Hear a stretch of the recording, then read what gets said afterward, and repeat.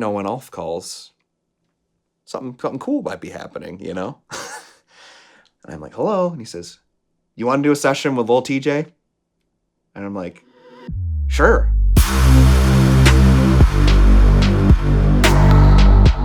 Back in the day, this had to have been about around, I want to say it was in 2019, maybe.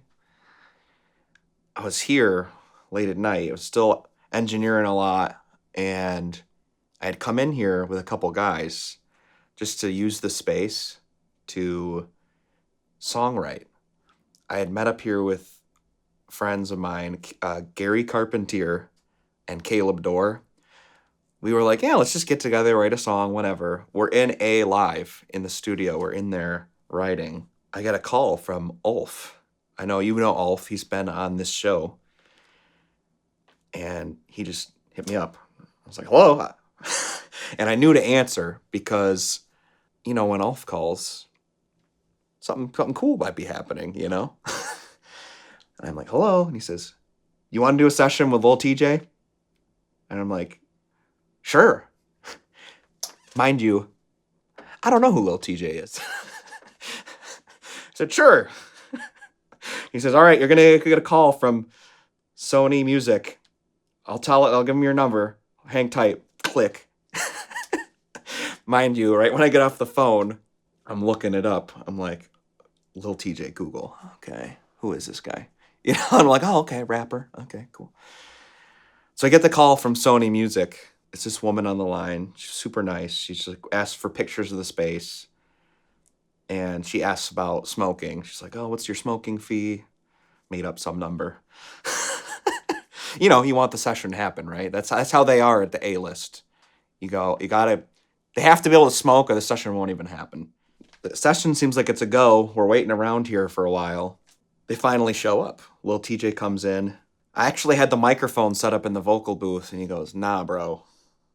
We're tracking right in the control room. So I roll the Sony C800 prized microphone, roll it down the hallway into the control room. He's sitting up on the rack, doing his bars, recording the song. Oh, man. It went okay.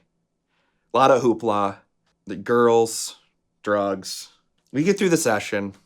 It kind of sucked, though, because the session didn't even start till probably midnight. Didn't finish till probably 3:30. Well, these big acts, Lil Tjay, any of these big touring acts, they're used to being in bigger cities. They look on her phone for an Uber, no drivers. So then Lil Tjay's boy comes up to me and Robbie. Robbie Bryant was interning with me that night. And he's like, yo, can you guys give us rides to the hotel? We're like, I'll tell you, man, I did not want to do it, but there was no other option. So we gave them a ride to their hotel. They were at 7th North Street. It wasn't super far, but it was late. I didn't want to deal with it anymore. But they needed a ride. 3 a.m. We brought them home, and then the session finally ended. Got home. I get to my bedroom. My wife's sound asleep. My clothes reek of marijuana. So I was like, okay, I don't really want to get in our bed. It just smelled horrible. So I didn't even smoke, but just being in the room like that, it's just like overwhelming, the stench. And I had just threw my clothes in the laundry, let them run, took a shower, and then that night finally ended. It was probably like 4:30.